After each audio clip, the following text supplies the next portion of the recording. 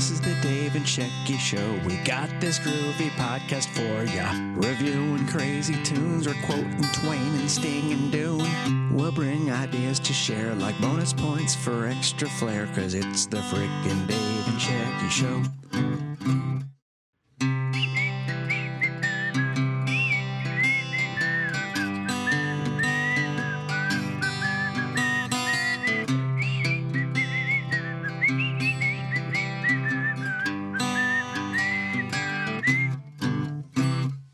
This is the Dave and Shecky Show. We're bringing you this groovy review. We might preview movies, bake some bread, or drink some smoothies. So come on, have way too much caffeine. You roll up some rivers, I'll reference some Raffy.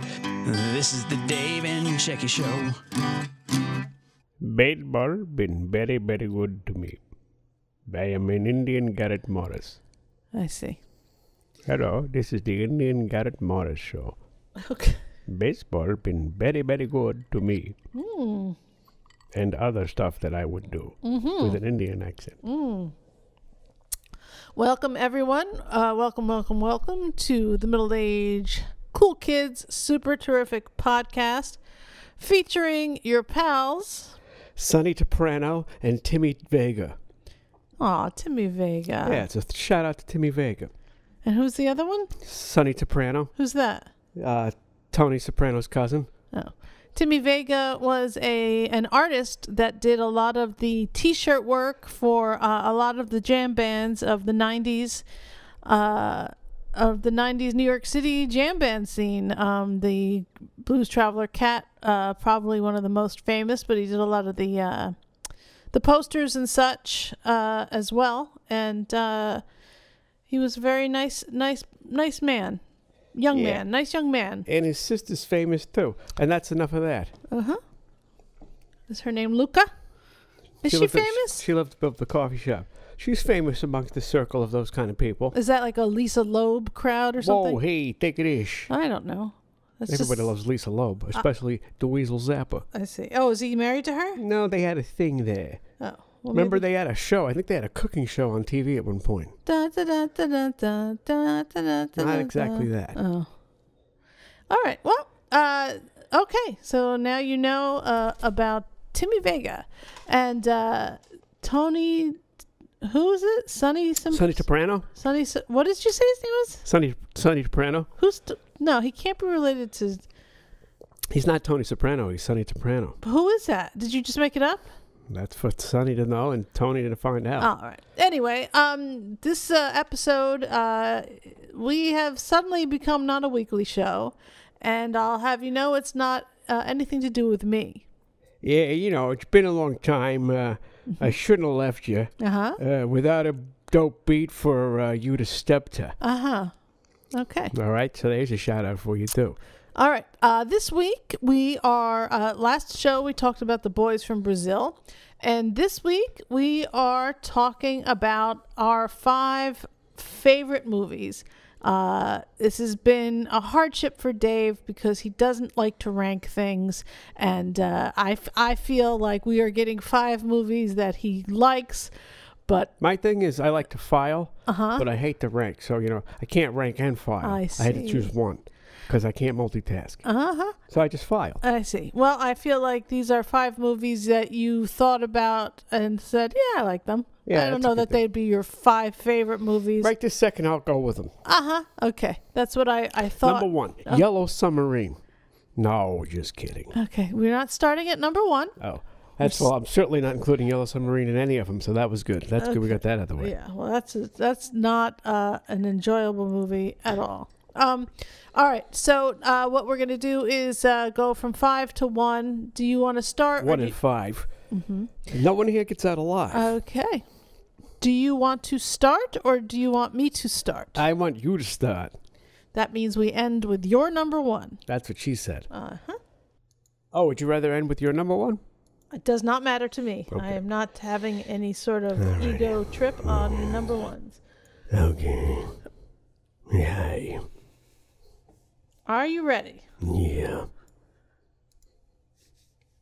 My number 5 from 1985, The Breakfast Club. Holy shit. It is now 7:06. You have exactly 8 hours and 54 minutes to ponder the error of your ways. Any questions? Yeah. Does Barry Manilow know that you raid his wardrobe? A brain, a beauty, a jock, a rebel, and a recluse. Can't believe this is really happening to me. Before this day is over, they'll break the rules. Chicks cannot hold their smoke. That's what it is. Bare their souls. I'm a nymphomaniac. Are your parents aware of this? Take some chances. Being bad feels pretty good, huh? And touch each other in a way they never dreamed possible. Why'd you do that? Because I knew you wouldn't. The Breakfast Club. They only met once, I don't want to be alone anymore. You don't have to be.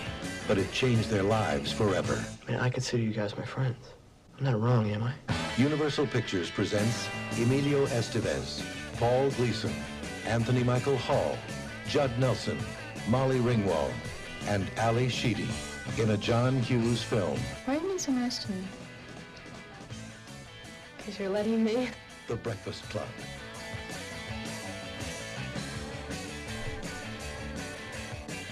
Hey, who's Paul Gleason?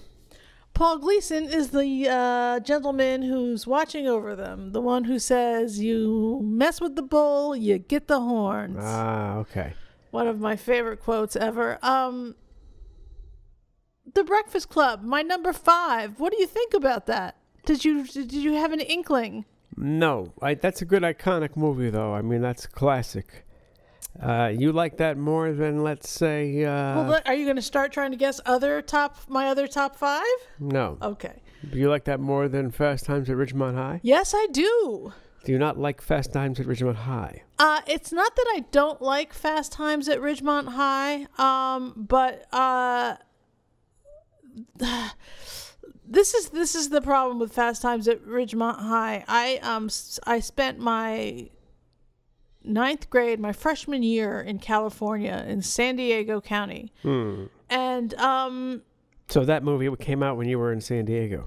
That movie came out at about that time, and I have to be honest, I did not... It was a bit of a culture shock. I had moved from New Jersey to Montana, and then to San Diego, and it was crazy. It was crazy there for me, and I didn't enjoy it. And I guess that movie is kind of a reminder of that. I like the movie. It is not in my top 5. The only thing that came out of me living there that was any good was my love of vans. They're once your foot gets used to them, they're very cool. And but I mean, there were guys there that dyed their hair blonde. I went to a school dance, and the dancing was not anything I'd ever seen before, and it was not a fun vibe for me. I did not enjoy it. I didn't like it very much at all. And yeah. So anyway, Breakfast Club appealed to me. It was in 1985. I was a senior in high school. All of those kids, I knew versions of them, and I just thought it was just so well done. It was funny in not a slapsticky way. I just loved it. I adored everyone, and you could see yourself in some of them, or in more than one of them. The soundtrack was so 80s. It was amazing. So much Wang Chung everywhere you look. I loved it. I loved it. I loved it so much that there was a point where I could literally recite the whole movie. I cannot do that anymore, but there was a point where I could. I saw that movie many times, and maybe I was when I was that age, I was having some I was a little homeless. So it was just it was a moment in time that still sticks with me. I will still watch that movie, and I will still catch myself reciting lines along with it as I am watching it. Now, how do you compare that movie to 16 Candles? 16 Candles, funny. I like it. Just not, it's something magical about Breakfast Club for me. What about St. Elmo's Fire? Also decent. Are they all by the same director? I don't know that they're all by the same director, but they are definitely all have members of the Brat Pack. This is the thing. St. Elmo's Fire and 16 Candles don't have everyone. This particular cast came together so perfectly. For me, I'm going to continue to say for me, since I'm sure there are other people who don't agree, that none of the other Brat Pack movies I think are nearly as good. I'm sorry, I just don't think so. But Judd Nelson, the bad boy, dreamy as fuck. Emilio Estevez, who was in trouble for taping someone's ass cheeks together, and then when they took the tape off, the kid was truly injured by it. That's why he was there. You had Anthony Michael Hall, who had a fake ID in his wallet just so he could vote. So you had all these people, and then Ali Sheedy, it turns out she's there not for any reason in particular. She didn't really even have detention that day. She just didn't want to be alone. So it's just a great movie. Why do you not like it? Have you not seen it? No, I've seen it. I didn't. Mm-hmm. I didn't like the 1980s during the 1980s. Uh-huh. I despised 1980s. I didn't like Duran. I didn't like any of that shit that all the people were listening to in my school. I didn't like any of it. All I liked was the 70s and the 60s. Uh-huh. So I looked down upon all that crap. Oh, you don't like the movie at all? That's not I don't like it, but at the time I didn't pay it any mind at all. I see. Paid it no mind. The only reason I like Fast Times at Ridgemont High is because it had stoners in it and Damone, and it was a comedy, and it was more like the 70s than the 80s. Really, yeah, but there's there's an abortion. There's but at the time it was funny, and quite frankly, that's the first time I got to see Jennifer Jason Leigh, and I like her very much. I told you that already. Yes, she was in Revenge. She's very good, and I like Judge, and I'm a big Judge Reinhold fan. Yes. So, God rest his soul. No, he's alive. I'm sorry. He's not. Who are you talking about? I'm just kidding. Yeah. I'm just kidding. For God's sake, he gets into one problem in an airport and everyone thinks he's dead. Well, there you go. Anyway, so it's not that I didn't like it. I just didn't like the 1980s. I didn't like the music. The music drove me insane. I see. So you were not a big fan of the Wang Chung. No, I hated Wang Chung. And what about the Irene Cara songs? I won't say I hated them, but I didn't appreciate them. All right. I mean, the what about Don't You Forget About Me? I mean, that's an iconic song. That's Wang Chung? No. That band... yeah, you know what? Don't You Forget About Me is a good song. See, hey, every generation has good songwriters. Uh-huh. I just don't like the 1980s in general. I didn't like the production. I don't like the way the drum machine took over, and everything was so inorganic sounding. Uh-huh. And so much reverb and gated reverb. You know, right, so but we're talking about the movies. I know, but everything... So you're saying that none of your top 5 are from the 80s. Is that correct? No, that's not true. Oh, I see. Yeah. All right. So my top... But I was a teenager in the 80s, so I didn't like teenagers in the 80s. I don't like other teenagers who were 80'd up. I thought they were foolish. Yet I was one of them. Well, that's... I like the 60s. I was all about the 60s, man. Anyway, The Breakfast Club on IMDb gets a 7.9. It had a $1 million budget and made $51 million at the box office. So it was a hit. And that's all I have to say about. How about the movie Flashback? That was a hip movie. Okay. About the 60s, man. Mm-hmm. All right. Now we're going to your number 5, David. Your number 5. My number 5 might be one of yours for all I know. All right. I'm not telling. I'm telling you. Okay. What about Bob? Aha! Eh? Just when Leo Marvin thought he was getting away from it all, As of this afternoon, I'm taking my family on vacation. his old friend Bob Wiley showed up. Oh my God. I really appreciate this. I don't want any of you letting Bob into this house. He's a sweet guy. Didn't you invite Bob over for dinner? Would you like some more chicken, Bob?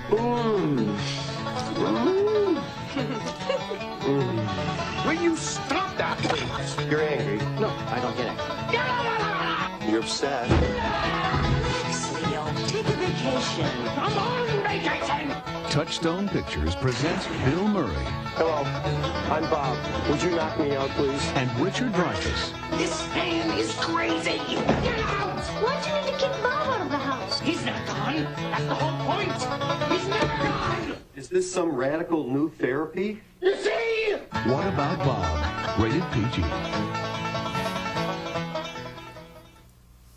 What about Bob? I will tell you, it is not in my top 5, but it is so good. And watching that trailer, it just doesn't do it any justice, does it? And it's very funny. What About Bob is one of the funniest movies I've ever seen. I don't know if it would have worked as well if it wasn't that particular cast. Yes, Richard Dreyfuss, perfect. Bill Murray, perfect. Julie Haggerty, perfect. The kids, perfect. Honestly, What About Bob, I feel is like a 9 or 10 out of 10 as far as comedies go. The dolls that he has. The puppets. He acts out the my family God. emotions. Oh, shit. That movie's just fucked up. That's funny shit. Well, What year is that from? 1991. Yeah, that's funny. I went and saw this movie with our friend the King, and I got really high, and I was laughing so loudly that the people sitting in front of me literally moved their seats. I was high as fuck in this movie, and people moved their seats because I was laughing so hard. That's ridiculous. It is. I feel kind of terrible about it today, but it was that funny. I mean, literally everything is hysterical, and that trailer it doesn't really do it for me. It doesn't really show exactly how ridiculously hysterical that movie is. But I don't know how you would. I would think you would just probably play a scene. But Yeah, that's not really how trailers go those days anyway. It's hard to say. This on IMDb, though, only a 7. That's absurd. That's absurd. That movie is amazing. When did you first see it? Did you see it in the theater? I did not see it in the theater. I don't recall seeing it in the theater. I must have seen it on like Showtime or one of those things. With me. Perhaps, yeah, I think so. At my Maybe, insistence, yeah. maybe. I guess I didn't see it until then. Yeah, it's well, I thought to myself, it's kind of hard for me to pick 5 movies. So I said, let me break it down by genre. And I was like, well, who's one of my favorite comedic actors? And I thought, well, John Belushi. I started thinking about the first cast of Saturday Night Live. And then I thought of Bill Murray movies, and I'm like, well, I think my favorite Bill Murray movie is probably this one. Bill Murray not in the first cast. Right, exactly.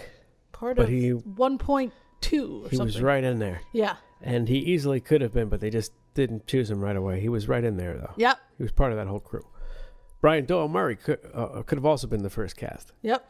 Anyway, yeah, so, I thought Meatballs, but that's not one of my favorite movies. I liked it a lot at the time, but it's not something I'm like, I think maybe I don't know. Meatballs also fantastic. Yeah, I'd have to go back and see it again. I mean, at the time, it was clearly like one of the best, but then right after Meatballs, he did Stripes, and I really liked that too, so like... Yeah. But I just feel like this is like the culmination of like precision. This is like Asia for like, you know what I mean? This is Steely Dan Asia, but with movies and Bill Murray. Bill Murray really refined it and got it down on this one. This is so perfectly done, and it's the Walter Becker of the group in this one is clearly Dreyfuss. He's good, so yeah, this is the Asia of those two guys' career. Directed by Frank Oz. Oh, isn't he that Yoda? interesting? He is Yoda and Oscar the Grouch and other things. Yoda's so. a hell of a director. Yeah, so this is this movie is I would say this is in my top 10 for sure. Just fucking funny movie. Just really funny. Dreyfuss is just great as, at his wit's end. It is, yes. It is a great, funny movie. And definitely, if you're a stoner and you haven't seen this, I suggest you get high as fuck and treat yourself to What About Bob? And if you're not a stoner, that's fine too, because it's just fucking funny. Then just rub CBD oil all over yourself. Okay, and that's watch not it what then. this is about. You geniuses. Dave? Oh, sorry. Stop it. All right. On to my number. Is there anything else you wanted to say? No, but the kid is very good. I like the scene where they talk about death. That's very funny.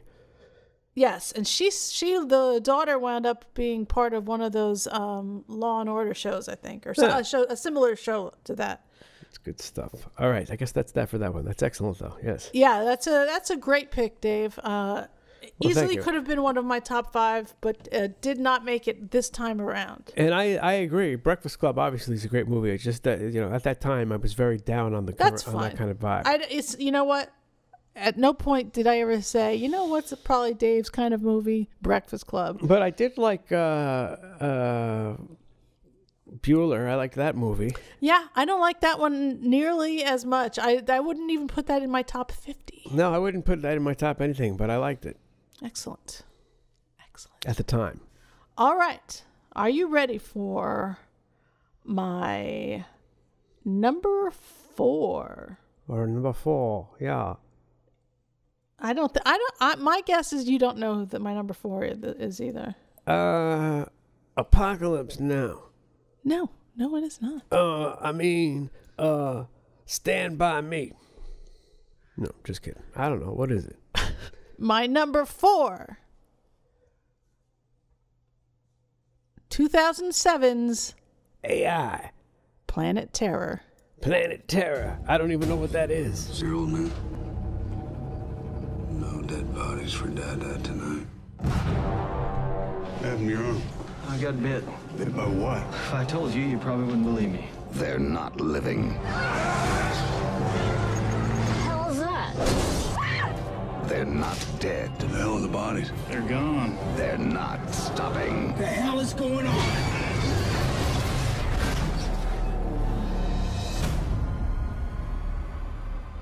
Jerry. This infection will spread all over the world. You want the story? I'll spin it for you quick. We got a face full of DC too. But the laws of science are broken. Right now, the soldiers are turning. Don't taunt me, Tramp. Once that happens, they'll tear us apart whether they want to or not. The side effect is terror. I swore to my men that I'd do everything in my power to keep them alive. I never had a choice. Now, the last hope for humanity. I'm gonna go get Jerry. Fine, but we're taking my car. I'm riding with you. Rests in the hands of a few. I have no leg. I made you something. Stand. Up on. No, the other way. No, the other way.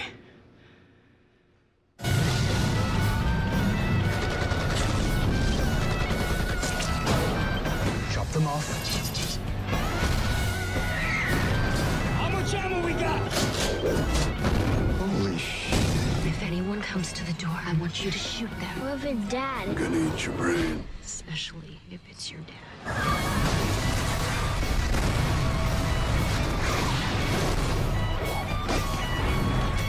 Move out!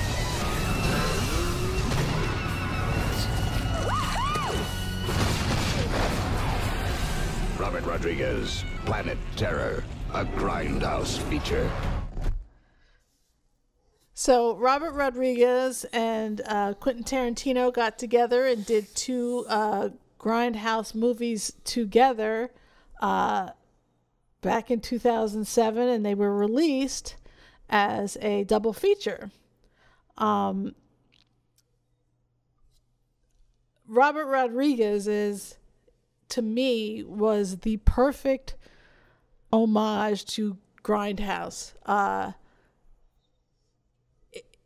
It's so perfectly done, and it's interesting because Rose McGowan, who played Cherry Darling in this, most notably, I think everybody has seen the poster of her with a machine gun as her leg. This movie, I think it's perfect. I think it's perfectly done. Down to the damage that they've done to the film, the effects. It's, you know how we used to watch Garth Marenghi's Dark Place, and it was made on purpose to look a certain way. This is the same with this. It's just so out there, so silly, but so well put together. And then when, like I said, Rose McGowan came out as part of the Me Too thing, which, you know, I'm totally not into at all, any of these people's politics, but it came out that Weinstein didn't want her to work again. So he had pretty much blacklisted her throughout the industry. And in a chance meeting she had with Robert Rodriguez, she told Rodriguez this. And he was just, you know, kind of like, what a fucking dick. And then they had a chance to do this movie, and he put her in the movie. And against, you know, he should have known better, but he put her in the movie. And as a result, Weinstein did not heavily push these movies. And as a result, she's not on the poster. I mean, that her leg as a machine gun is an iconic shot from this movie. Even if you don't know the movie, didn't know the name of the movie, who directed it, what it's about, everyone has seen that, I believe. A shot of it or a drawing of it. It's, you know, it's Cherry Darling. And didn't push it. She's not in the poster for America. And he did his best to squash it. And this movie, the other half of it, I forget what it's called. It's the one with the one that Quentin Tarantino made. What's it called again? Death Trap or something? Death Proof. His was Death Proof, and Planet Terror was Rodriguez's. And they weren't out there and for people to see. Well, this is the Death Proof was. Death Proof you could find on HBO. Rose McGowan's in that one too? She is in that one, but not as much. But Planet Terror, it was very hard to find. And I think it's still hard to find, actually. But it is... I cannot tell you how much glee I get from watching that movie. It's just an amazing piece of... it's an amazing homage to a genre that... I don't think I've really seen it. It's right up my alley, but I don't know if it's right up yours. It's, you know, it's got Saeed from Lost in it. Saeed. It's got Bruce Willis in it. It's got a lot of stars in it, and it's just absurd. It's absurdly gory, absurdly acted and directed, and just perfectly affected. I mean, at some points the film breaks and you're like on to another part of the movie, and it's kind of a mystery what happened, you know, how you got to this place. And I just love it. And this is, you know, 2007, so they're using green screen. They're really testing the limits of that technology a lot, and it did it beautifully. I highly recommend it. It is. I give that movie, I give the Planet Terror a 10 out of 10. That's how much I really love it. Never seen. Never heard, right? Never seen. I know there was a I knew there were 2 movies. Mm-hmm. Right. And I've seen the Quentin Tarantino one, at least part of it. Mm-hmm. Is Kurt Russell in that? Yes. Yeah. He's got a car, he locks chicks in and he hurts them. It's kind of like Duel, where he's chasing them down. I see. It's not my favorite Tarantino. I gotta tell you, I never loved Tarantino until I saw the Kill Bills, and then that fucking turned me around. At least on those 2 movies those could easily be in my top 10 together. They're just really good. I like that homage shit especially when it's just done so well and they're clearly going for something, and I dig it. I dig it. The Kill Bills are really great. Really great. Uma is great, and but Planet Terror is, despite Rodriguez's politics and everybody's politics, this movie I adore. Uma, Oprah, Uma. Yeah. Great moments in Oscar history. Anyway, so that was my number 4, 2007, Planet Terror. Moving on to your number 4, Dave. My number 4. Uh-huh. Oh. This one, funny you mentioned a Duro. Wait, I'm sorry, funny I mentioned a Duro? A Duro. A Duro? What? That's how Japanese people say duel. Oh, I see. I can make fun of Japanese people because Japanese people made fun of me when I was a young Jew. Okay, and all right. So what is... Now what I'm saying is... number 4. Jaws. What? Jaws. Jaws? Jaws. Why are you saying Jaws like a Japanese person? Because I like to make fun of them. I see. No, but seriously. Okay. This is what I'm saying here. All right, let's play the track. Now, Steven's... What? Go ahead. Play something. You're number 4. George. There is a creature alive today who has survived millions of years of evolution without change, without passion, and without logic. It lives to kill. A mindless eating machine. It will attack and devour anything. It is as if God created the devil and gave him jaws.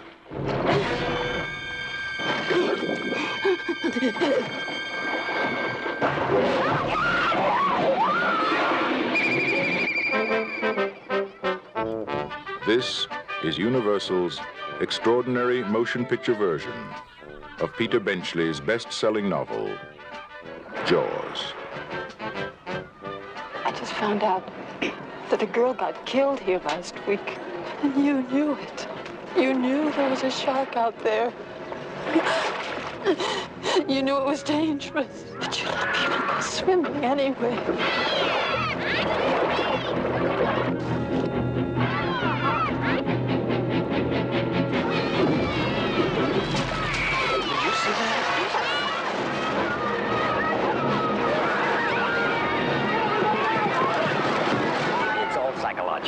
You yell barracuda. Everybody says, huh? What? You yell shark. We've got a panic on our hands on the 4th of July. Is it true that most people get attacked by sharks in 3 feet of water, about 10 feet from the beach? Yeah. What we are dealing with here is a perfect engine, an eating machine. We're not only going to have to close the beach, we're going to have to hire somebody to kill the shark. Bad fish. But I'll catch him and kill him. Did you hear your father? Out of the water now! This shark, swallow you whole. You're gonna need a bigger boat. That's a 20-footer. 25. 3 tons of them. Hurry up, he's coming straight for us. Don't screw it up now. Don't wait for me. Now! Shoot!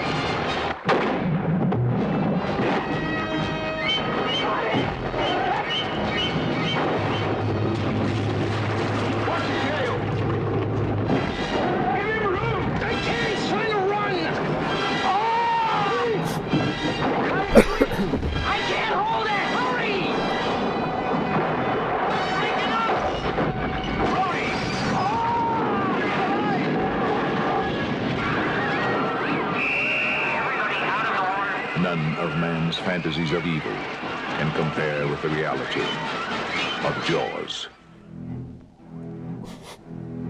Roy Scheider, Robert Shaw, Richard Dreyfuss, Jaws. See it before you go swimming. Jaws. Jaws is a great movie. Yeah, that movie set a lot of things in motion. I mean, first of all, that theme song. I mean, the Jaws music. That's like what everyone goes back to when they're, trying to imply something's impending doom or something. Dun, dun, dun, dun. Amazing music. That's back when they made movies. They still made movies. Now, what if Spielberg had just stopped at Jaws? Would we be living in a better world? I think so. Interesting. Because after Jaws, it all changes for Spielberg, in my opinion. It does. Well, it not only changes for Spielberg, but it changes for. It brings about a whole new genre of movies. Yeah, Jaws is a great movie that spawned a whole genre of shit. That's including kind of like Jaws 3. Isn't that kind of like Van Halen? Seriously. That's true. Okay. I mean, that's what happens. It's you. That's true. That's true. You have something amazing, and then you have all of these things that. Yeah, it could be said about Jimi Hendrix. Could be said about anyone. I guess anyone could say that about anyone. Yeah. It was nominated for Oscars and Golden Globes and BAFTAs. John Williams, of course. Is he of Star Wars fame? John Williams is of everybody fame, right? So he did that before Star Wars? The Academy Award goes to Jaws for Best Sound, Best Film Editing, Best Music, and Original Dramatic Score by John Williams. Oh, really? And it was nominated for Best Picture, but it did not win. Yeah, I mean, what year was it? 75 or 76? 76 awards, probably, so it came out in 75. So Rocky beat it? How you going to beat Rocky? You can't beat Rocky unless you're Apollo Creed. It is hard to beat Rocky, I'm not going to lie. But I think that was not the same year. On the next, hard to beat Rocky. Yeah, no. It was up against the other movies. It was up against are The French Connection. No. Hold on, let me find. A Star Is Born. Okay, shh. Best Picture. It was up against One Flew Over the Cuckoo's Nest. Oh, jeez. Yeah. Can't beat that. Barry Lyndon. Well, you could beat that. Dog Day Afternoon. You can't beat that. And Nashville by Robert Altman. So those were the 5 nominees. So it wasn't going to beat those. It could have beat. Now, Dog Day Afternoon is another classic, and One Flew Over the Cuckoo's Nest, classic. So it. One Flew Over the Cuckoo's Nest is good. Dog Day Afternoon is more enjoyable. Right, for you. One Flew Over the Cuckoo's Nest is too much. I'm actually surprised that Barry Lyndon got nominated. I feel like they nominated it because it was Kubrick. It's a very slow movie. It's a beautiful movie, but it's very slow moving. I could never get through it. Yeah. So I always confuse that with Barney Miller. Anyway. Yes, Barry Lyndon and Barney Miller are well, the Hal same. Lyndon is of Barney Miller, and Barry is a B, so I get Barry Miller. Barney Miller. I don't know what the hell's going on. Barry Lyndon is not spelled as Hal Lyndon. It sounds like Hal Lyndon, and then you got a B in there, Hal Lyndon and Barney Miller. Boom. Before you know it, I've got a bad misinterpretation of what's going on. Alrighty. You're number 4. Now, I've noticed a pattern here. Oh, let me tell you something. Yes? Dreyfuss. Yes. Now, Richard Dreyfuss yes? was a hell of an actor back in the day. And this is when he was still young. Yes. Yeah, he was good when he got old, but this was, he's just ridiculous. He's a ridiculous character in this movie. This movie is a great movie because it's like a play on film. And I think part of that comes about because they had such trouble with the special effects with the shark that they had to rely more on actual just dialogue and script. Yes. So they got this great interplay between Scheider, Dreyfuss, and Robert Shaw. And so the three of them, it's like a lunatic asylum on the boat, and it's really fucking funny. That Robert Shaw is perfect.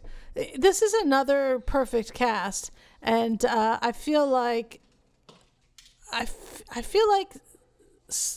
this was this is a point where all this perfection came together and culminated into a classic movie. Yeah, I think it's just a perfect accident. Yeah,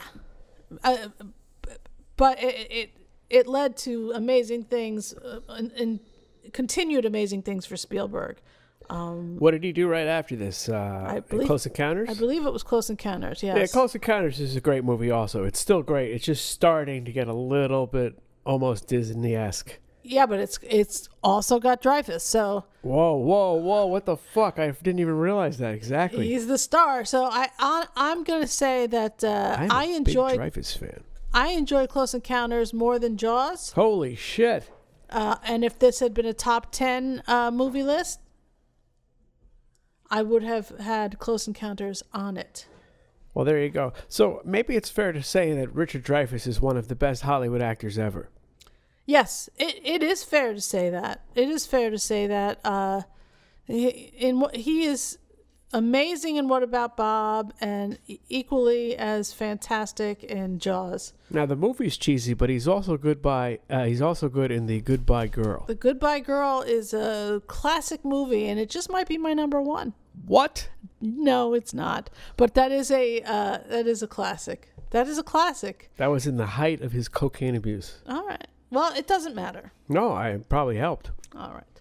So your number 4, Jaws, or as Ron Bennington would say, Jaws. Hooper drives the boat, Chief. That was a very long trailer, by the way. Yeah, good trailer, I think. Yeah. All right. On to number 3. Or is there more you wanted to say? No, I think that's good. I mean, that movie fucked people up, right? They wouldn't know. That movie was the 1970s equivalent of Psycho, in that Psycho made people afraid to take showers to the point that glass shower doors became popular. And to the same extent, I believe swimming pools became more popular because of Jaws. I don't doubt it. What I up with don't that? doubt it, because the way they treated the movie was not it's a drama, it's not like Who wasn't scared out of their mind by Jaws? I mean, yeah. Even if you thought it was just a movie, in the back of your head, when you go in the ocean, you got to think of that. Right. 3 feet of water, 10 feet from shore is something everyone is focused on for a very long time. Are you ready for my number 3? Yes. From 1947. What the hell? Another one I'm sure you're not going to guess is Casablanca. The Ghost and Mrs. Muir. Holy cow. Didn't they remake that into a TV show? They did, and now I'm going to play you the trailer, but this trailer is interesting in that it's not a regular trailer. Something I didn't realize is that the book was very popular, and so there was quite a kerfuffle, a buzz about what studio would buy the rights to the book. And so here is the trailer from my number 3, 1947's The Ghost and Mrs. Muir. Even before this appeared, 20th Century Fox had bought this story and made elaborate plans for it. Because of its gay, adventurous, romantic, and entirely different qualities, it was decided to make it one of the top pictures of the year. Gene Tierney, star of The Razor's Edge, Leave Her to Heaven, and Laura, was chosen for the coveted role of Lucy Muir. Rex Harrison, who scored an instantaneous hit as the King in Anna and the King of Siam, was selected to play the robust, gruff and hearty Captain Gray. George Sanders appears as the amorous interloper, Miles Fairley. I never frighten little girls into fits. But think of the bad language she'd learn and the morals. Confound it, madam, my language is most controlled. And as for my morals, I lived a man's life, and I'm unashamed of it. But I can assure you no woman's ever been the worse for knowing me. And I'd like to know how many mealy-mouthed blue noses can say the same. She's much too young to see ghosts. Very well. I'll make a bargain with you. Leave my bedroom as it is, and I'll promise not to go into any other room in the house. And your brat need never know anything about me. But if you keep the best bedroom, where should I sleep? In the best bedroom. I'm only here now because I followed you back. So you may have my appointment, for which you are just in time. That's very good of you, but I'm afraid I can't accept. Now, my dear young woman, if you will set your book of social graces aside just long enough to seize an opportunity that you want very much, by merely indulging a small, natural, selfish instinct. Without doubt, sir, you are the most forward gentleman I have ever encountered. You should have pushed him out of the cab. In another minute, I would have. Why, Daniel, I believe you're jealous. Of course I'm not jealous. You take me for a blasted schoolboy. Besides, jealous is a disease of the flesh.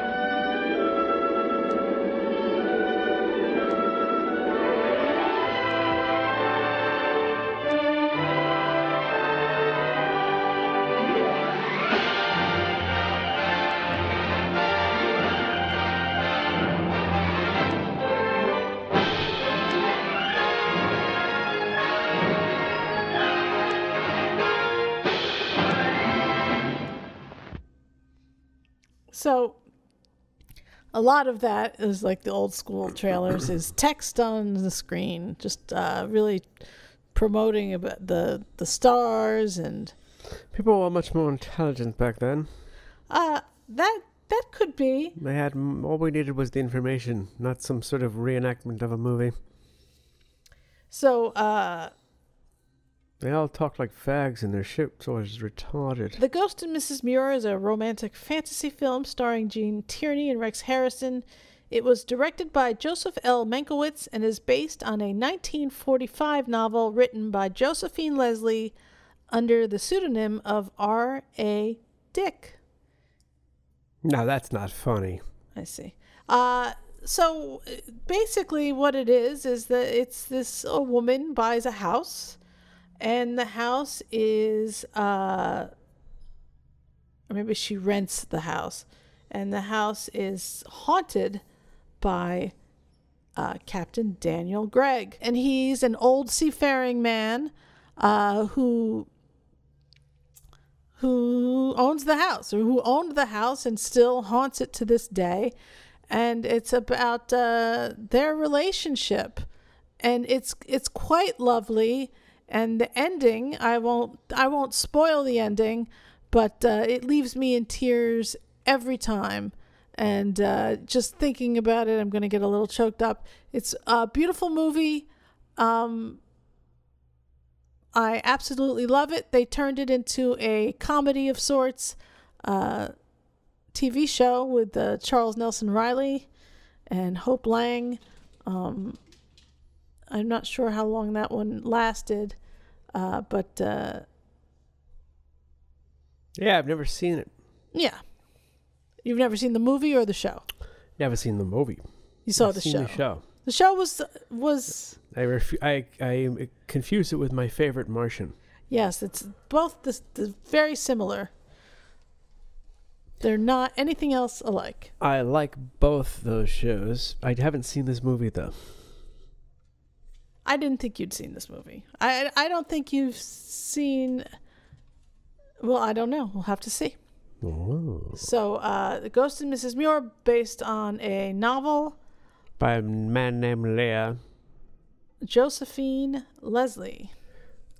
Already Dick. Uh-huh. And Edward Mulhare played the captain on... Wait, who's he again? He played the captain on the show. And then he was also in Knight Rider. Huh. I think Who does the voiceover for this movie in this trailer? That guy sounded really familiar. You know what I'm talking about? Oh, I don't know. He sounded like I've heard him on tons of stuff. Probably have heard him on tons of stuff. He was like the inner world guy of that generation. Yeah, pretty much. Okay, Dave, now it is time for your number 3. What is your number 3? Now, my number 3 is a magic number. Uh-huh. Time after time. Ah, okay. Your number 3 from 1979. Time After Time, starring Malcolm McDowell. The time is 1893, and novelist and inventor H.G. Wells invites you to join him on a flight from London to San Francisco. In under a minute, you will be transported to a bizarre and fantastic new age. Today, time after time.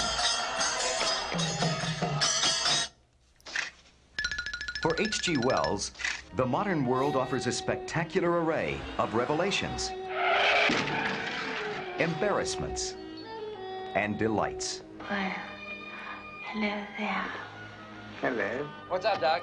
I beg your pardon? You were saying? Where to? Could you please take me as quickly as possible to the Hyatt? But Wells has not come here as a tourist. His visit will be somewhat more dangerous. For he is pursuing Jack the Ripper, a villain who has eluded his fate by escaping into time. 90 years ago, I was a freak. Today, I'm an amateur. I'm obliged to take you back to face the consequences of your acts. You take me back. How do you propose to do that? By force? Be reasonable, John. We don't belong here. A 19th century gentleman. What? You don't close your eyes. And a 20th century woman. What did I do to you? Join forces to capture a criminal from the past. At large, in the modern world. But even more than they want him, he needs them. Throw me the key, and I'll release the girl. On your honor, John. You have my word as a gentleman. I would have expected that you'd notice by now that I am not a gentleman. Say goodbye. Goodbye, Herbert. You haven't instructed him in the use of one of these machines, have you?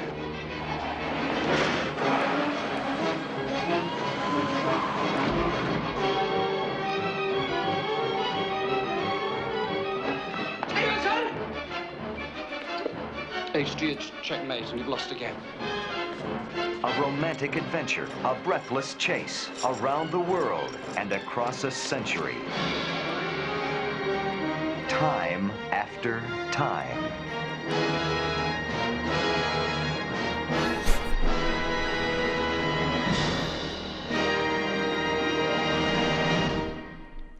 That is a really bad trailer. That was a horrible trailer.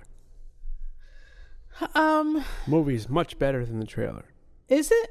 I'm not saying this is my top 30 movie. This is one of my top 5. It's not in order. And this is just today. I might change my mind a year from now. That's fine. But anyway, yeah, Malcolm McDowell's great in it. The villain is excellent. It's much scarier than the trailer lets on. And the trailer makes it like some sort of goofy romp. It's kind of scary. Is it a scary movie? Yeah, it's a thriller. And Mary Steenburgen was great in it. Yes. And I don't know, there's something about it. I thought it was a very good movie. Mary Steenburgen, of course, is my pick for America's Sweetheart. She is very sweethearty looking there. She was married to Malcolm McDowell. They met on the set of this movie. Oh, okay. Now, that's something for you. This movie, the trailer does make it look like it is a, dramedy. Yeah, there's some comical moments, but it's a thriller. It's a scary thriller. It's somewhat violent. This is a movie that I have never been able to watch. I saw it in the theater, I guess, and when it came out, that's maybe why I liked it, because I was young. I see. But yeah, no, this movie, I liked this movie. You know, this was a pretty heavy movie when I saw it. I guess maybe I was a kid. Mhm. I think probably if I watched it now, maybe I wouldn't like it as much. I'm not sure, but I mean, out of all of the Malcolm McDowell movies, I would think A Clockwork Orange would be more of a top 5 for you. Nah, I don't really like that so much. Yeah, it's not an enjoyable film. This is better. He's a better actor in this movie. Gotcha. I think this is his best acting role. Wow. Wow. But he does other stuff, you know, just for me, because, you know, I don't. It's just my personal preference. Wow. What else is? I mean, I'm not talking about TV shows. He's done a lot of TV shows. I can't keep up with all that shit. But what other movie? What other movie is there that he was in? Caligula? He's not acting very good in that one. Let's see. He's not acting like a gentleman in that movie. I could tell you that right now. I'm not Cat People. Hey, it's a shitty movie. Shitty movie. He's in a lot of movies. This is the only movie that he's really good in. The other ones, what is that movie he was in? Oh, Fine Day or something. His first movie before Clockwork Orange. Oh, Lucky Man? Yeah, so there was that, then Clockwork Orange. No, Clockwork Orange was first. Okay, see, there you go. You know, I don't know. I can't deal with Clockwork Orange. That movie's out. That shit's out to lunch. Yeah, it's not an enjoyable film, so I could see why it would. He's been in so much TV stuff. I'm just. Yeah, I just think this is my favorite Malcolm McDowell role, and I think he's a very good actor. Well, that's fine. That's fine. I'm just looking to see if he's been in anything. Now I'm thinking about it. Maybe this isn't number 3. It's too late. Okay. It's number 3. It's in there. Oh, he's in Book of Eli, which is a very good movie, I think. He's uncredited. He's been. That's just to let you know, his filmography, 260 credits. Holy fuck. Yeah. And Malcolm. It looks like he's got 1, 2, 3, 4, 5, 6, 7, 8, 9, 10 things that are either announced in pre-production or in post-production. Good for him. Yeah. Guy's kicking ass. He's like the Sting of acting. Pretty much. Very, very good. All right. So that was your number 3, Time After Time. Yeah, I guess as a kid, I liked it a lot. I don't know. I'd have to, I could probably pick a better one, but let's just go with that. Okay, well, you were given... It's an interesting pick, that's all I'm saying. Okay. Oh, and the guy who plays the villain, he also plays the less than desirably nice guy in the Titanic movie. He has a pocket watch. He says that Jack stole his pocket watch. I see. That guy. Same guy. There are a lot of Titanic movies. That's why I hesitated. The original Titanic. All right. With Celine Dion song in it. Yes. All right. We're on to number 2. Oh, Jesus. Are you ready for my number 2? Yes. I believe this is a movie that you also will not know. Okay. My number 2... I believe from 1946 or 1947, The Time of Their Lives, starring Abbott and Costello. I thought you were a ghost. What a predicament for chubby Lou. He's a ghost, all right, a relic from Revolutionary days. Chained to the manor by a ghostly curse. And when, in our day and age, the manor is restored and some perfectly modern people move in, what can the poor ghost do? I'm gonna haunt him. That's what I'm gonna do. Mm-hmm. Emily, when you first came in here, did you or did you not kick me? Oh, you felt something, eh?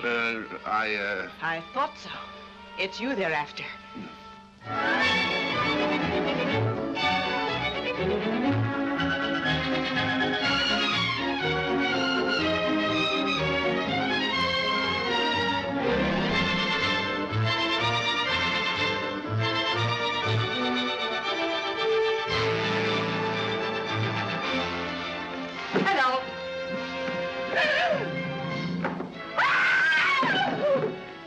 Can you hear me?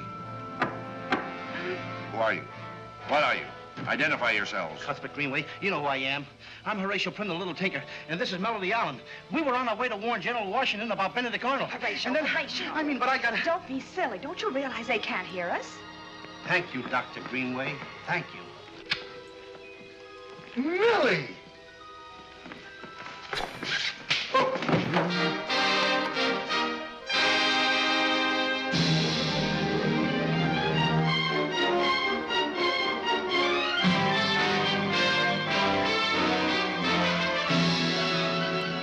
If you don't all stop acting like a bunch of crazy lunatics, I'm going to start behaving like one myself. Probably.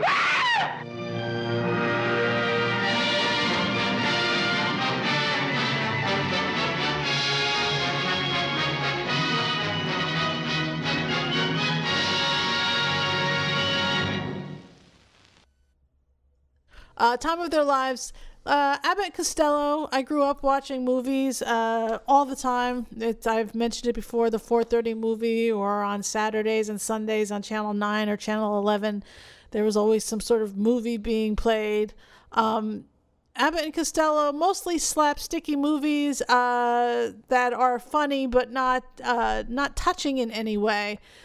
Time of Their Lives is different. Lou Costello is a ghost who is kind of been doomed to walk the grounds of this mansion because he and his girlfriend at the time were labeled traitors. In their death, they were labeled traitors to America.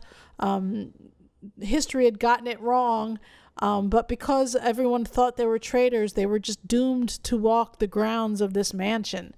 And they were... Post-World War II sentiment.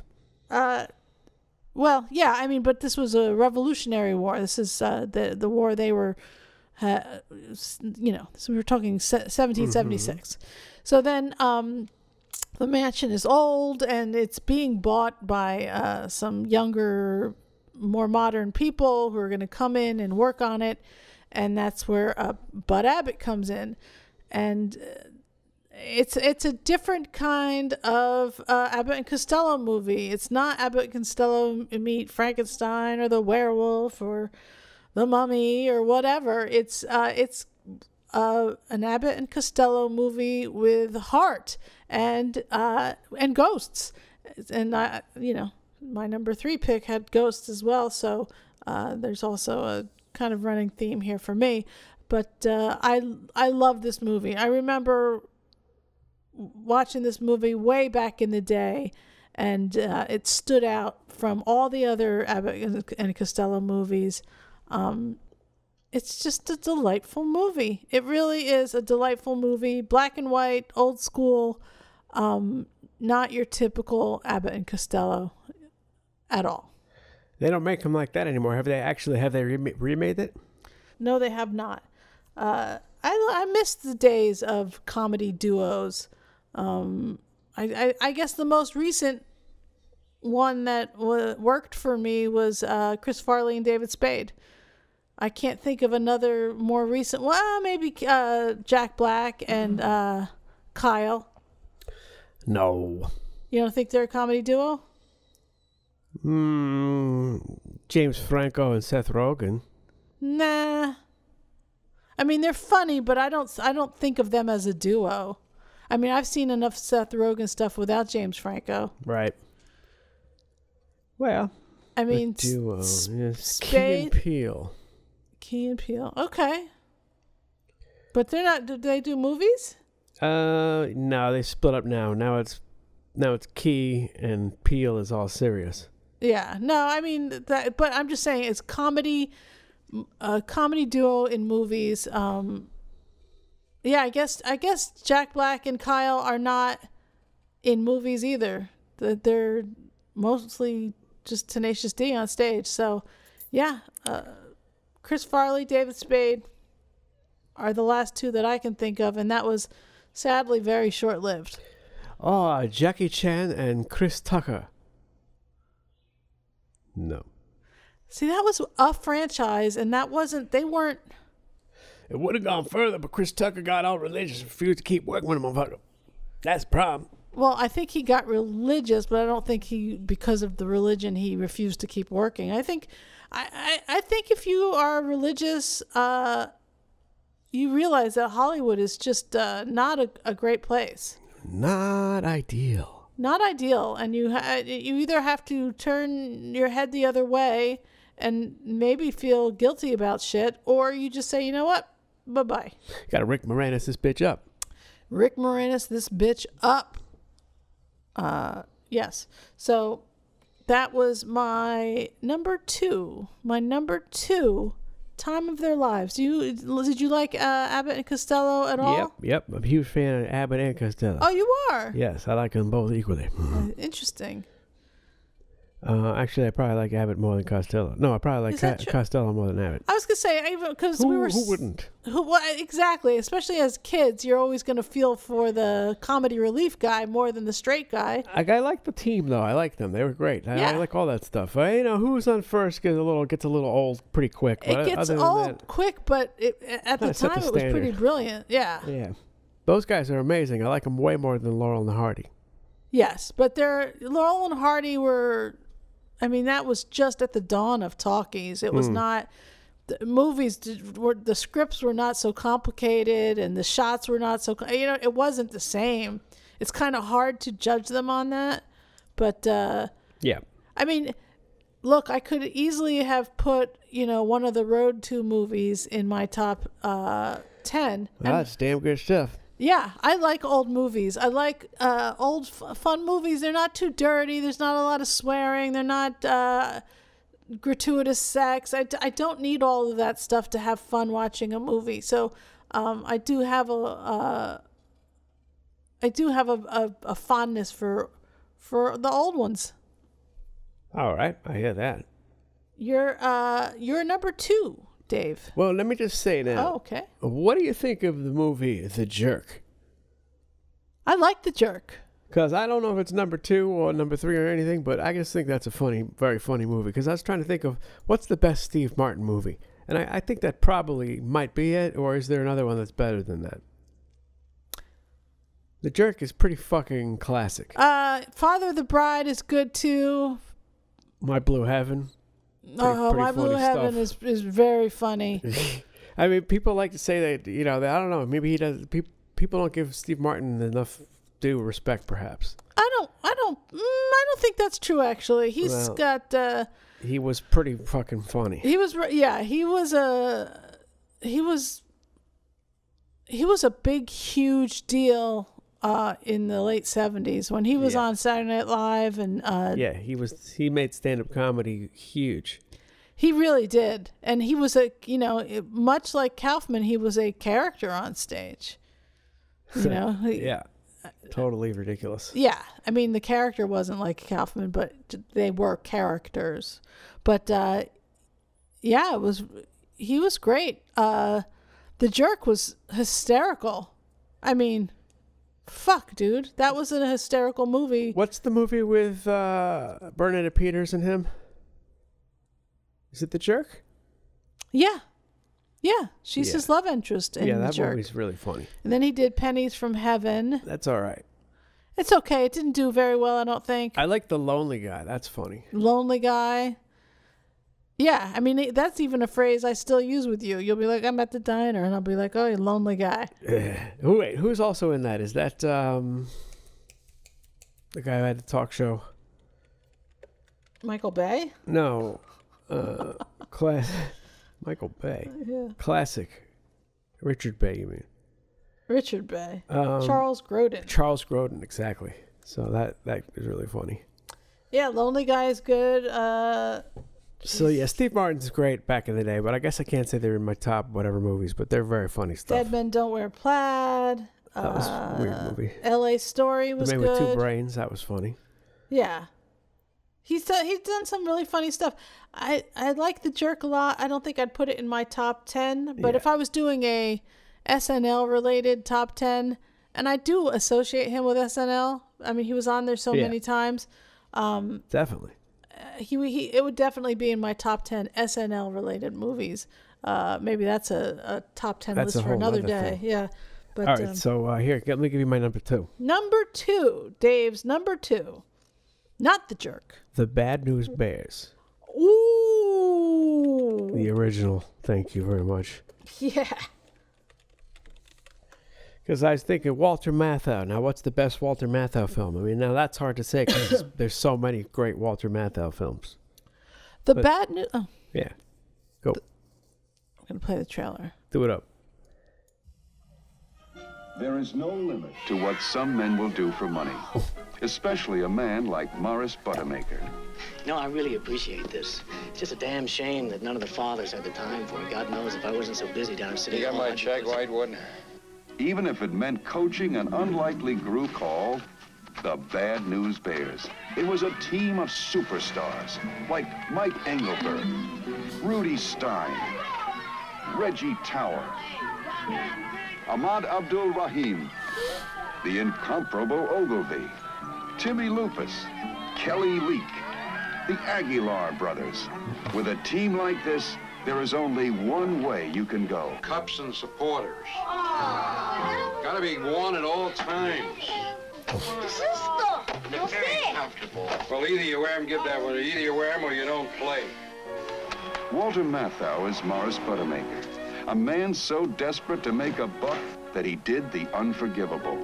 He put a girl on the team. Boys, I'd like you to meet your new pitcher, Amanda Wurlitzer. Juice, fix, niggers, and now a girl? Tatum O'Neal is Amanda, but Amanda is no ordinary girl. And with her help, the Bad News Bears went from totally terrible to just plain bad.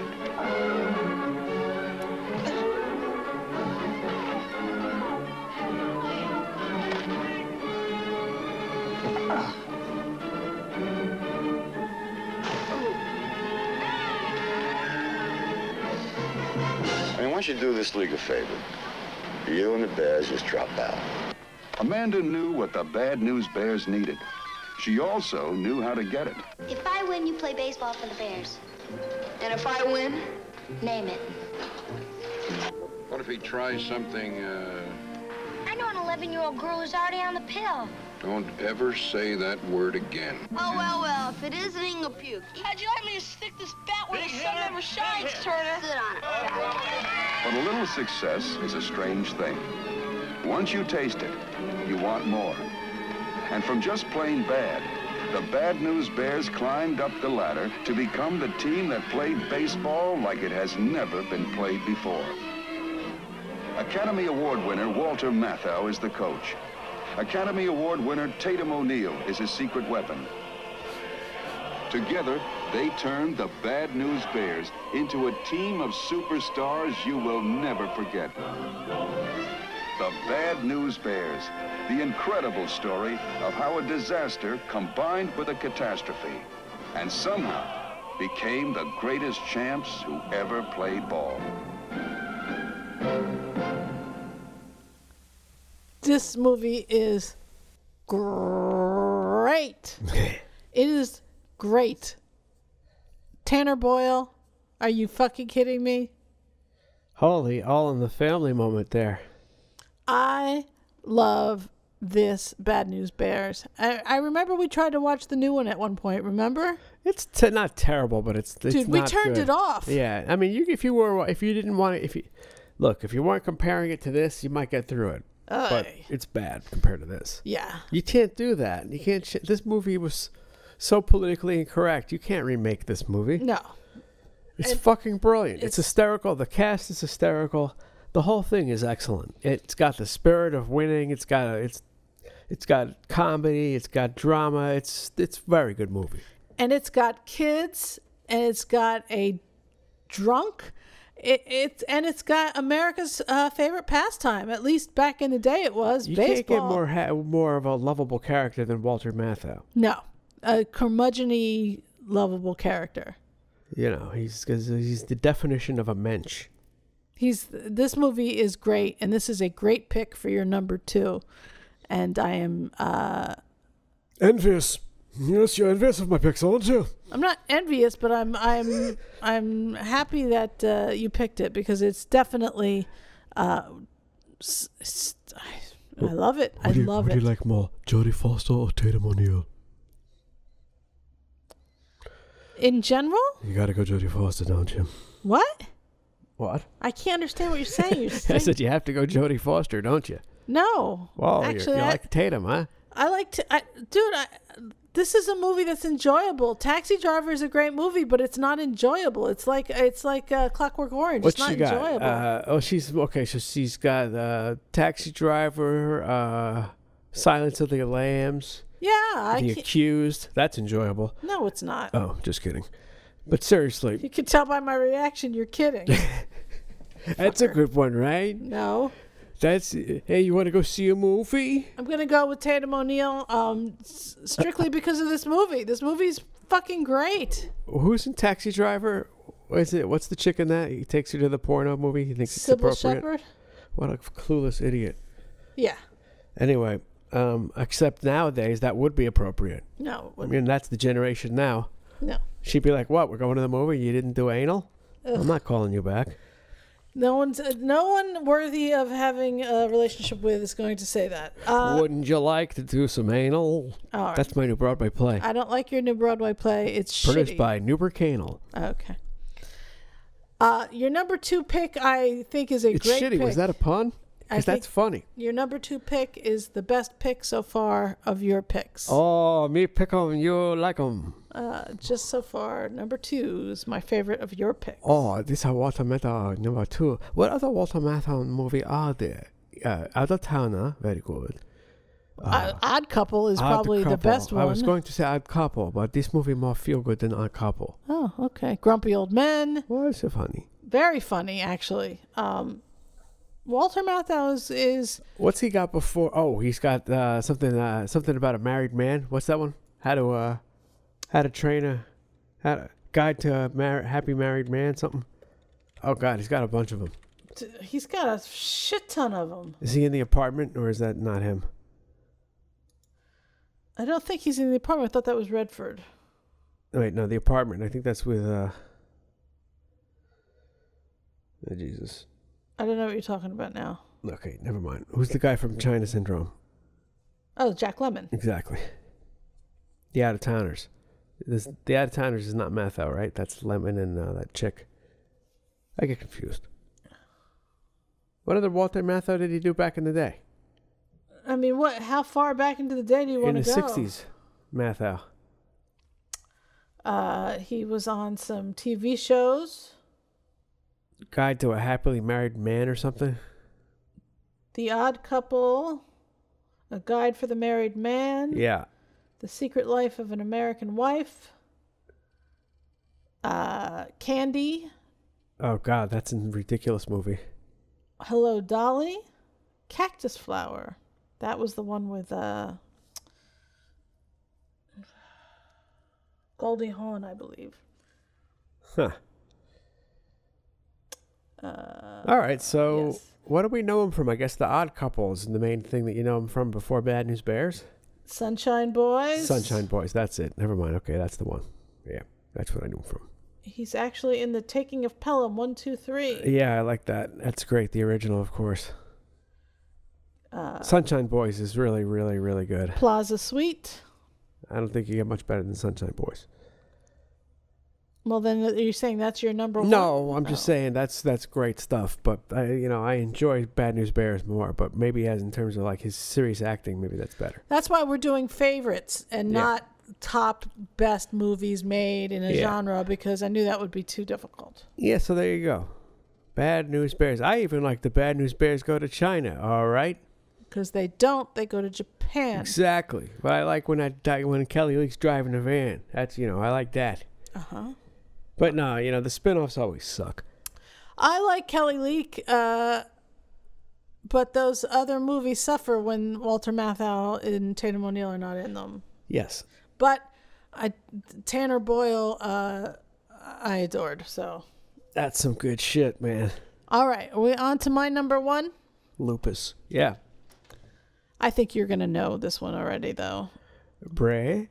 Wanderer? I have mentioned this many times. Yes.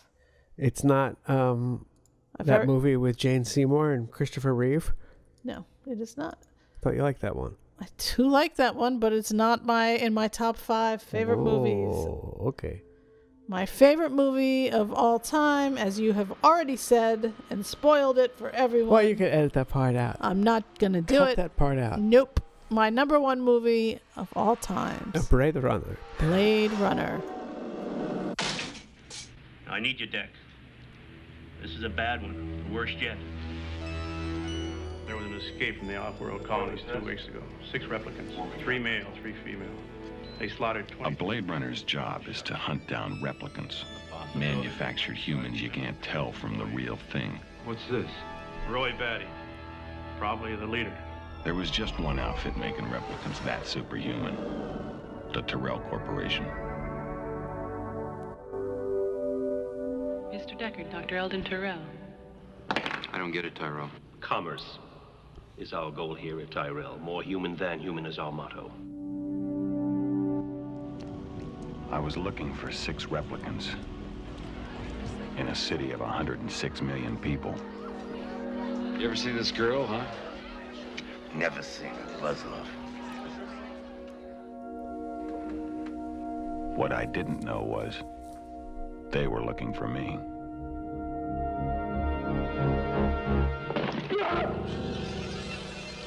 Questions. I just do eyes. Genetic design. Just eyes.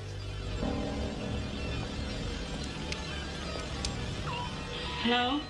I'm in a bar here now, down in the 4th sector. Why don't you come on down here and have a drink? That's not my kind of place.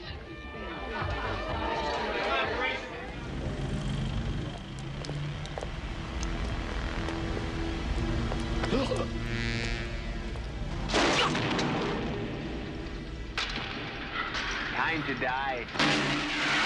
If I didn't care more than words can say, if I didn't care, would I feel this way? If this isn't love, Excuse me, Miss Salome. Can I talk to you for a minute? You for real?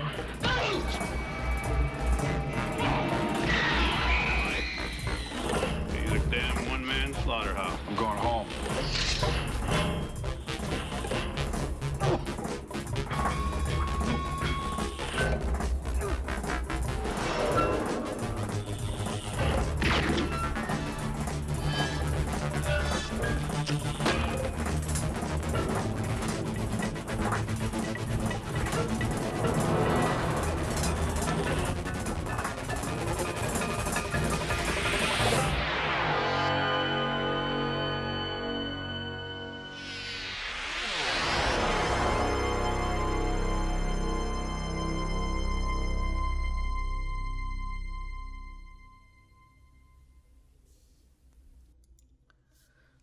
Blade Runner.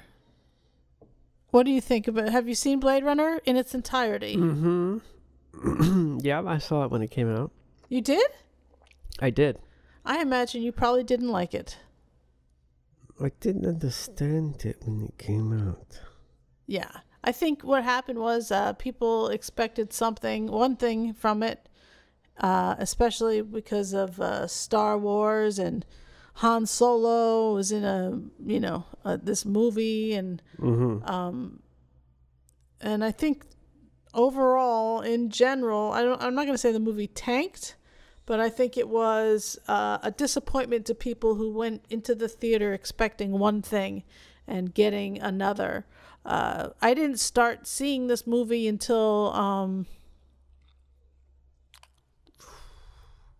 I don't know. It was after it was made. I saw it on VHS, and I watched it over and over again. This is a movie that there are, I believe, 5 or 6 versions of. Right. There's the first international release, or I'm going to get the names of them wrong, but there's I think the first release internationally and the first domestic release had narrative, had a voiceover. It wasn't meant to have voiceover, but they just thought it was too confusing to people without voiceover. So they brought him in to do voiceover. I feel like the version I saw had the voiceover. Yeah, that was the original one that came out. The voiceover was like some sort of detective movies type of voiceover. Yes, like exactly. That's what they did. They added the voiceover, but the problem was that people didn't love his voiceover. It didn't resonate well, and it didn't do well. So then I think they put the movie out again without any voiceover. That's craziness. They put it out a few times, and then eventually did they did a director's cut, where they took the voiceover out, but it really wasn't a director's cut. It wasn't Ridley Scott in the room redoing stuff. And eventually the final cut came out, and that is in fact with Ridley Scott in the room, re-putting stuff together, fixing stuff that they didn't have the technology to fix stuff back then. And it's based on a novel by Philip K. Dick, To Android's Dream of Electric Sheep. And they should have just named it that. Well, the problem is that it doesn't follow the book very well.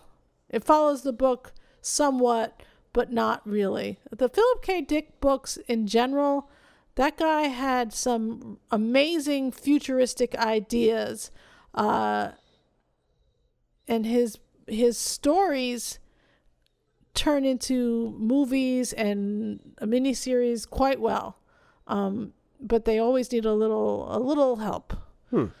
His writing style was not great, but his ideas were fan-fucking-tastic. I think that's representative in the concept of the title. Do androids dream of electric sheep? Yes. And I would say no, they count them before they go to sleep.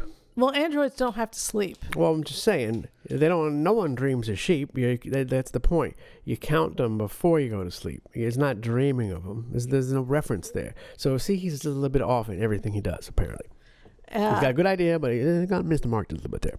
Anyway, he unfortunately didn't live to see he saw the movie, but he didn't live to see it become the cult classic it is. The reason I think it's a cult classic is because it's almost its own genre, this neo-noir of this detective type of movie set in the future. Anyone who does anything similar to it now is always compared to it. Yeah.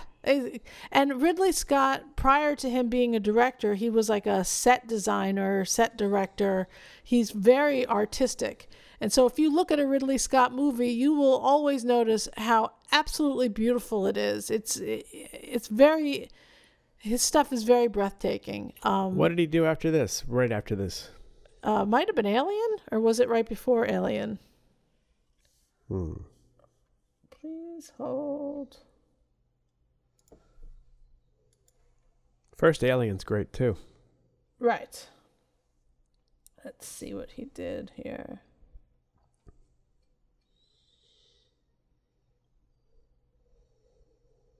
Alien, I think, was a bigger hit than this. Wasn't it? Okay, Alien came first in 1979. And then he did Blade Runner. Then he did Legend, Someone to Watch Over Me, Black Rain, Thelma and Louise. Can't believe that he did Black Rain. That is such a bad movie. 1492, White Squall, G.I. Jane, Gladiator, Hannibal, Black Hawk Down, Matchstick Men, Kingdom of Heaven, A Good Year, American Gangster, Body of Lies. What was it that you said after Black Rain?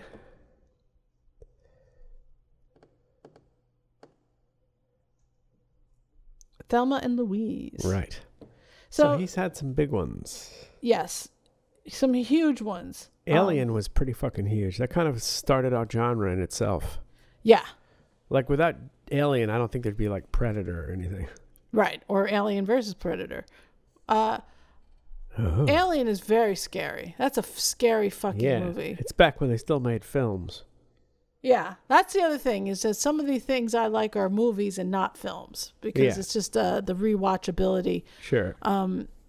I feel like Blade Runner is a film. Yeah. I think it maybe when it first came out, it was just a movie, but now it's just, I don't know. It's just, I think it's beautiful. I think it's, the pacing is slow, but I like that. I like how it just kind of is it's almost, do you ever, when you watch 2001, you almost get a weird sense of, that the movie is the star and the people are just in it. Like there's something about it. And I kind of get that same sense with Blade Runner. It is my favorite. It has been my favorite since I first watched it on VHS, over and over again. The characters, the costumes, the environment that's created. It's just amazing. My only problem with it is that Edward James Olmos is in it, and we know how I feel about him. Well, it's Edward James Olmos, a perfect movie.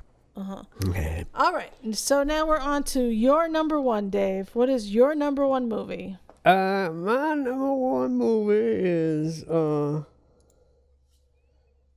would have to say The Shining. Wow. I don't think it gets better than The Shining. I don't suppose they told you anything in Denver about the tragedy we had up here during the winter of 1970? I heard a man named Charles Grady is the winter caretaker. From what I've been told, I mean, he seemed like a completely normal individual. But at some point during the winter, he must have suffered some kind of a complete mental breakdown. He ran amok and killed his family with an axe.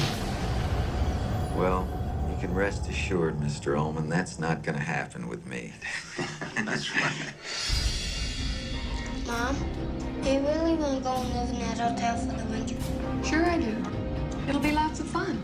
The only thing that can get a bit trying up here during the winter is the tremendous sense of isolation. Is there something bad here?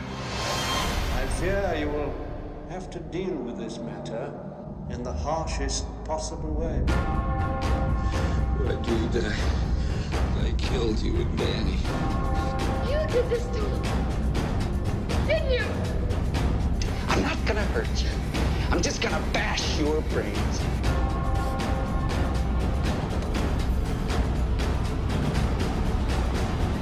Here's Johnny.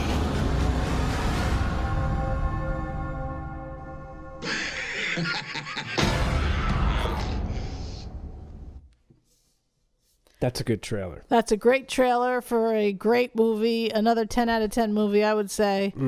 I did not see it in the theater. I was too young to see it in the theater. I don't think you saw it in the theater. I saw it in the theater. You did? It scared the shit out of me. Me and my brother went. Jesus Christ. Yep, I was 12, if I'm not mistaken. Maybe wow, 13. that must have been the scare. Did it give you nightmares? I don't know about nightmares, but it scared the shit out of me forever. That is, to me, that is the perfect scary movie, That right? movie influenced me and scared the hell out of me.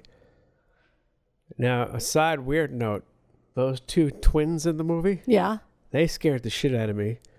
And I believe they're based on some odd photograph that is a famous photograph of these two weird, ghoulish-looking twins. I think there's actually real people like that. 'Cause Crazy. I once saw a book, and I turned it open, and there was those two twins were in it. And I was like, what the fuck?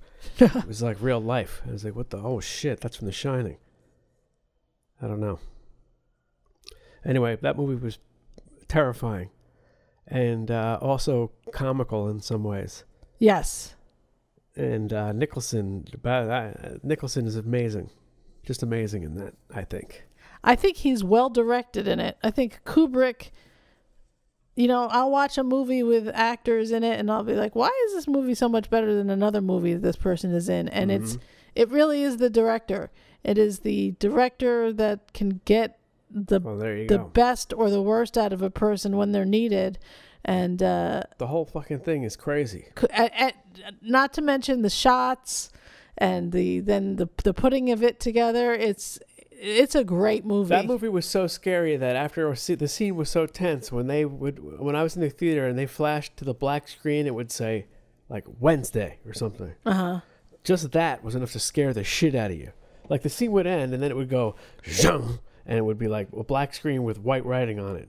That scared the shit out of you. Just perfectly done, right? Yeah, he's crazy directing. It is crazy directing, and it's almost like it's almost like if you can't get to that level, you shouldn't make a movie. But none of these movies would be made. No movie would be made. I mean, Kubrick has got to be one of your top 5 directors of all time. Yeah, that's There's crazy. There's just no way he can't be. That movie's deep. It's too deep to even comprehend, probably. Yeah, I mean, look, that movie is a 10 out of 10. But again, I don't find it enjoyable to watch. Like I'm not gonna sit down and be like, oh hey, it's a nice day out, Saturday afternoon. I'm going to sit here and watch The Shining. I just can't do it. Yeah, no, it has to become an event or something. I don't think I need to watch it again, but it's a great movie. Yeah, I mean, I've seen it a few times, and look, Stephen King, again, another one. We don't agree on our politics, but he has an ability of... it's like his mind is a waterfall filled with these crazy ideas. Some are better than others, but that's... I was just older than that kid when that movie came out. So I was like pretty much around that kid's age or just a little older. So I've kind of felt like scared, like that movie scared the shit out of me. Scatman Crothers is great in it too. Scatman is, he is the one endearing thing, really. Yeah. Because you don't really, and again, this is Kubrick's brilliance. You don't really love Nicholson, you don't love Shelley Duvall. She's all weird and creepy. She's not weird and creepy, but she's not lovable. Like, she's not a lovable character. But then Scatman is completely lovable, and the kid you totally feel for, even though he's creepy. Yeah, the movie's he's got Tony who's living in his mouth. What the fuck is that? That movie is weird and scary. So, I mean, and King remade the movie with the guy from Wings, and that was really terrible. Really terrible. See, this is what happens. Stephen King's ego is so inflated that he feels like he can make a better movie than Stanley Kubrick, and it's just like, dude, once someone has bought your movie, you have to say go with God. You have to say can't do that. You can't compete against that. You can't. No, Stephen King is not going to be able to compete with Kubrick when it comes to visually turning a book into a movie. It's just not going to happen. Misery was a great movie too. Who directed that one? Schumacher?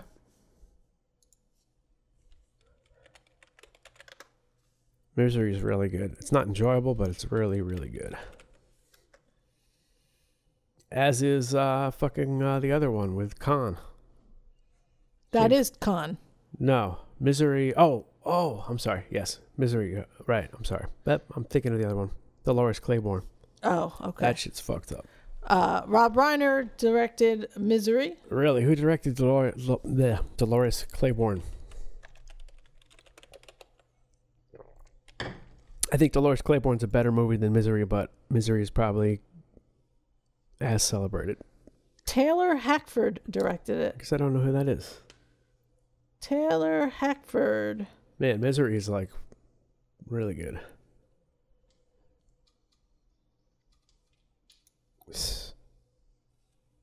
He also did The Devil's Advocate. Well, there you go. There you go. Oh, and White Knights. Oh, I was going to mention White Knights. I really like that movie. Oh, there you go. So there you go. I love Gregory Hines and Baryshnikov. There you go. Way better than Gregory Hines and Billy Crystal, I'll tell you that much. All right. So your number one, The Shining. Yeah, I would say so. And that one might not ever change. And that's pretty... Some of these other ones change, it's time fluid. after time might change. But this, I can't see that changing.